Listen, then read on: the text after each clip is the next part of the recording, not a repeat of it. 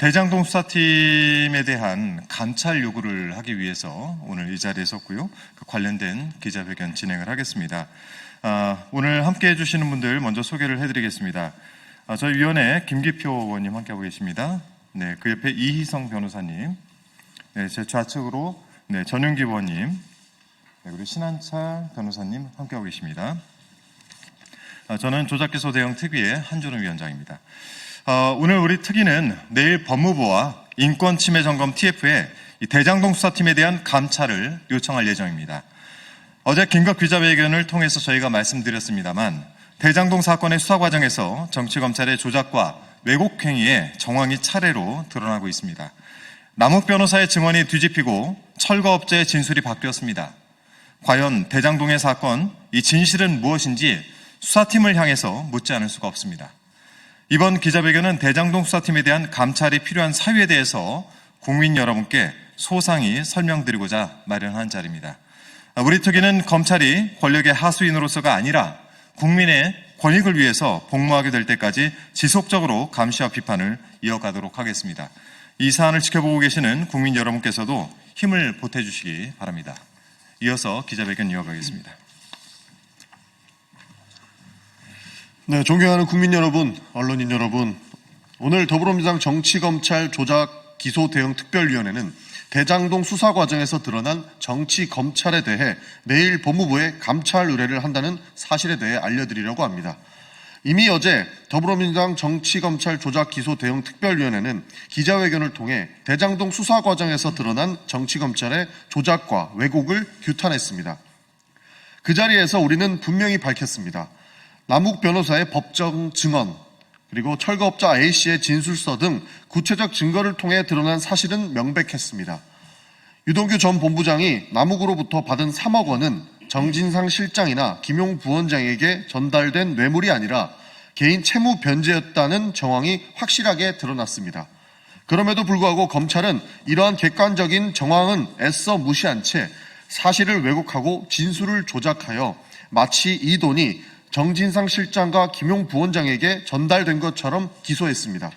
그 결과 정진상 실장은 6개월, 김용 부원장은 무려 20개월 이상 억울하게 구속되었었습니다. 이것은 단순한 실수가 아닙니다. 명백한 검찰의 진술 조작, 사건 왜곡, 자의적 공소권 남용입니다. 이는 소추 재량권을 현저히 일탈한 행위로서 국민 앞에 결코 용서받을 수 없습니다. 우리는 묻습니다. 검찰은 왜 유동규의 별건 범죄를 묵인했습니까? 왜 진실을 외면하고 거짓 진술로 기소했습니까? 그 목적이 정적 죽이기 아니고 무엇이란 말입니까? 바로 이런 이유 때문에 오늘 우리는 다시 국민 앞에 서게 되었습니다. 대장동 수사팀에 대한 전면적인 감찰, 이제 더 이상 미룰 수 없습니다. 국민 여러분, 우리 특별위원회에서 법무부에 감찰을 의뢰하는 감찰 대상자들은 2022년 대선 이후 서울중앙지검 특수부로 교체된 윤석열 사단의 핵심들입니다. 이들 감찰 대상자들은 모든 상황을 종합해 볼 때 수사 과정에서 직무유기, 직권남용, 허위공문서 작성죄, 공무상 비밀누설죄를 범한 것이 명백하다고 판단됩니다. 이는 검찰청법 제2조 제2호가 정한 징계사유에 해당된다고 보여집니다.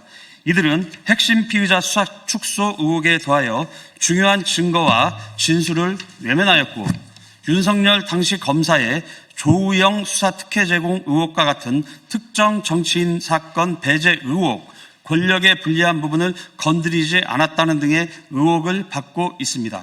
또한 이들 중 일부는 박근혜 국정농단 사건에서는 구글 타임라인을 핵심 증거로 사용하였으나 이번 김용 부원장 재판에서는 오직 김용 부원장의 처벌을 위해 자신이 과거 핵심 증거라고 내세웠던 구글 타임라인의 과학적이고 객관적인 증거를 부정하기도 하였습니다. 이들은 검찰이라는 권위를 이용해 정의를 가린 책임에서 결코 자유로울 수 없을 것입니다. 네, 국민 여러분, 저희 정치검찰 조작기소 대응 특별위원회는 이 자리에서 세 가지를 강력히 요구합니다. 법무부는 조작기소에 대한 즉각 전면적 감찰에 착수하기 바랍니다. 그리고 내일 제출할 감찰 요구서에는 구체적으로 언급하지 않았더라도 검찰 지휘라인이 이러한 점에 적극 관여하였을 것으로 보이므로 이 부분까지 철저히 규명되어야 합니다. 또한 감찰 결과를 국민 앞에 공개하고 책임자를 단죄하여야 합니다. 국민 여러분, 정의는 결코 침묵하지 않습니다. 정의를 외면하는 국가기관은 검찰은 물론 그 어느 기관이라도 국민의 신뢰를 얻을 수 없습니다. 이제 윤석열 정권이 누르고 은폐했던 진실을 밝힐 때입니다.